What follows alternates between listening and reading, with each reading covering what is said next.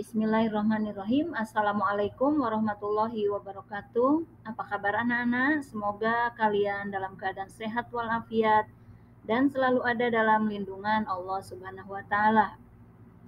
Bertemu lagi dengan Ibu Nani. Kali ini Ibu akan menyampaikan materi IPS kelas 8 dengan tema pluralitas masyarakat Indonesia.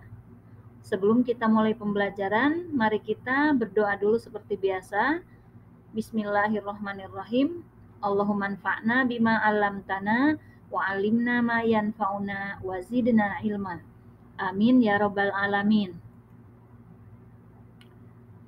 Anak-anak, pada pembelajaran kali ini kita akan membahas kompetensi dasar 3.2, menganalisa pengaruh interaksi sosial dalam ruang yang berbeda terhadap kehidupan sosial budaya serta pengembangan kehidupan kebangsaan.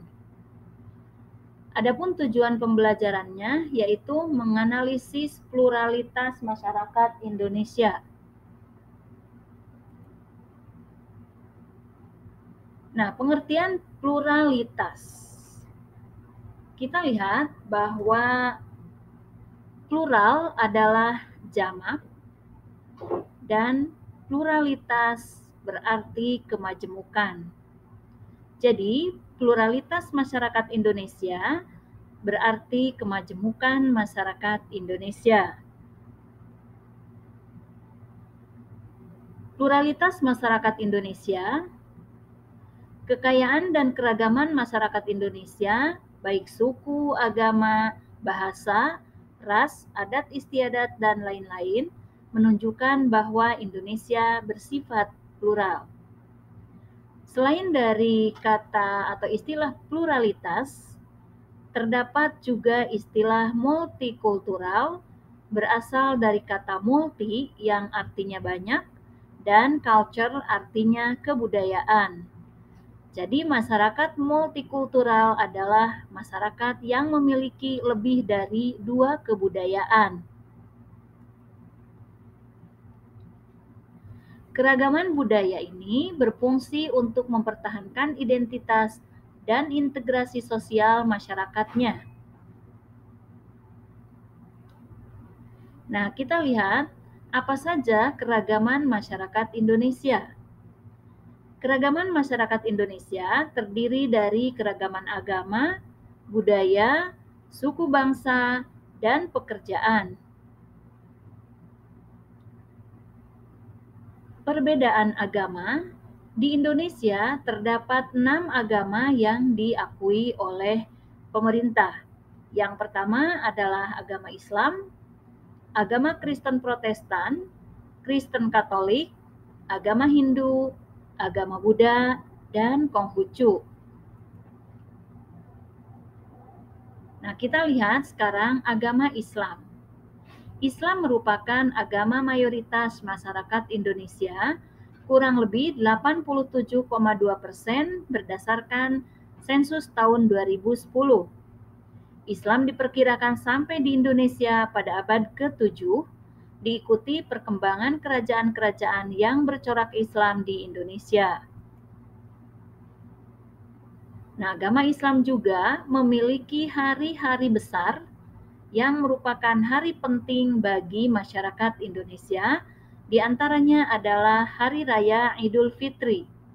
Hari Raya Idul Fitri ini dilaksanakan setelah umat Islam melaksanakan puasa Ramadan 1 bulan penuh, yang kemudian diakhiri dengan melaksanakan sholat Idul Fitri atau yang merupakan Hari Raya Idul Fitri. Selanjutnya, Hari Raya Idul Adha. Hari Raya Idul Adha ini dilaksanakan pada tanggal 10 Zulhijjah, di mana para jemaah haji sudah melaksanakan wukuf di Arafah. Sedangkan hari Jumat ini merupakan hari Sayyidul Ayyam, ya, Sayyidul Ayyam, di mana pada hari Jumat ini kaum laki-laki, atau umat Islam laki-laki yang diutamakan harus melaksanakan sholat Jumat di masjid. Selanjutnya adalah peristiwa Isra Mi'raj yang dilaksanakan pada tanggal 27 Rajab, di mana peristiwa ini adalah memperingati Isra dan Mi'rajnya Nabi Muhammad SAW dari Masjidil Haram ke Masjidil Aqsa dan naik ke Sidratul Muntaha, kemudian kembali ke Masjidil Haram.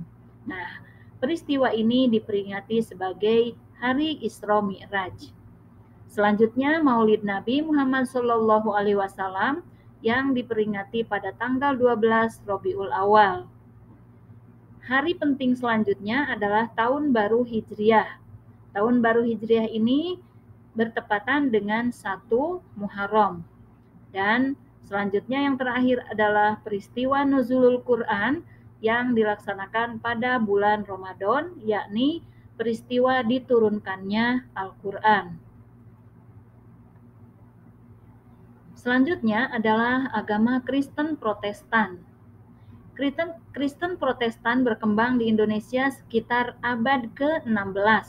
Pada abad ke-20 berkembang sangat pesat, ditandai dengan kedatangan para misionaris Eropa ke beberapa wilayah di Indonesia, diantaranya ke Papua Barat, Sumatera Utara, Sulawesi Utara, dan Pulau Jawa.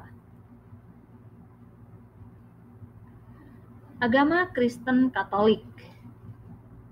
Ada pendapat menyatakan bahwa Kristen Katolik masuk ke Indonesia sekitar abad ke-8. Tapi bukti yang paling kuat bersamaan dengan datangnya bangsa-bangsa Barat ke Indonesia, Kristen Katolik tiba di Indonesia saat kedatangan bangsa Portugis yang diperkuat dengan kedatangan bangsa Spanyol. Selanjutnya, apa tujuan Portugis ke Indonesia? Nah, salah satu tujuan Portugis ke Indonesia adalah menyebarkan agama Katolik Roma di Indonesia. Dimulai di Kepulauan Maluku tahun 1534 dan antara tahun 1546 dan 1547, pelopor misionaris Kristen yaitu Franciscus Xaverius mengunjungi pulau itu dan membaptis ribuan penduduk setempat, lalu menyebarkan agama Katolik ke berbagai wilayah Indonesia. Adapun hari raya umat Kristen Katolik adalah Hari Natal, yang diperingati setiap tanggal 25 Desember. Selain itu, umat Katolik juga memiliki beberapa hari penting yang juga selalu diperingati, misalnya Hari Raya Paskah dan Hari Raya Kenaikan Isa Al-Masih.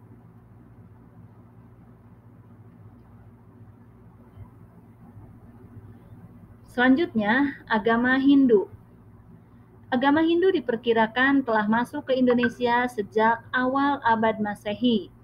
Pada saat mempelajari perkembangan kerajaan Hindu-Buddha di Indonesia, tentunya kalian ingat kapan agama Hindu dan Buddha masuk ke Indonesia. Kalian juga masih ingat beberapa teori proses masuk dan berkembangnya agama Hindu di Indonesia. Nah, ini adalah pura sebagai tempat ibadah umat Hindu. Beberapa upacara keagamaan pada hari-hari penting agama Hindu, misalnya Hari Raya Galungan, Hari Raya Nyepi, dan Hari Saraswati. Agama Hindu kaya akan berbagai upacara atau tradisi keagamaan, tradisi warisan agama, dan kebudayaan. Agama Hindu juga mempengaruhi kebudayaan Indonesia yang masih berkembang sampai saat ini. Selanjutnya, agama Buddha. Perkembangan agama Buddha diperkirakan bersamaan dengan perkembangan agama Hindu. Kerajaan Sriwijaya di Sumatera merupakan salah satu pusat studi agama Buddha di Asia Tenggara. Banyak sarjana dari Tiongkok dan Asia Timur yang mempelajari agama Buddha di Sriwijaya. Nah, ini adalah wihara, tempat ibadah umat Buddha. Upacara keagamaan umat Buddha. Ada Hari Raya Waisak. Waisak dirayakan pada bulan Mei pada waktu terang bulan atau bulan purnama untuk memperingati 3 peristiwa penting. yaitu lahirnya Pangeran Siddhartha. Pangeran Siddhartha mendapatkan penerangan dan menjadi Buddha, dan juga wafatnya Buddha Gautama. Selanjutnya adalah agama Konghucu. Kehadiran agama Konghucu di Indonesia telah berlangsung berabad-abad lamanya. Kelenteng digunakan sebagai tempat ibadah umat Konghucu di wilayah Indonesia. Contoh, Kelenteng Ban Hingkong di Manado tahun 1819, Kelenteng Bun Chiang Su di Surabaya. Umat Konghucu memiliki hari penting yang telah menjadi hari libur nasional di Indonesia, yaitu Hari Raya Imlek. Nah, ini adalah kelenteng yang merupakan tempat ibadah agama Konghucu atau penganut agama Konghucu. Demikianlah anak-anak yang bisa Ibu jelaskan pada pertemuan kali ini tentang keragaman masyarakat Indonesia yang berhubungan dengan agama. Mudah-mudahan kalian bisa memahaminya dan bisa menambah wawasan pengetahuan kalian tentang keragaman agama yang ada di Indonesia. Ibu mohon maaf kalau ada kekurangannya. Ibu ucapkan terima kasih atas perhatiannya. Teruslah belajar, jangan pernah menyerah. Mari kita tutup dengan ucapan Alhamdulillahirobbilalamin. Wassalamualaikum warahmatullahi wabarakatuh.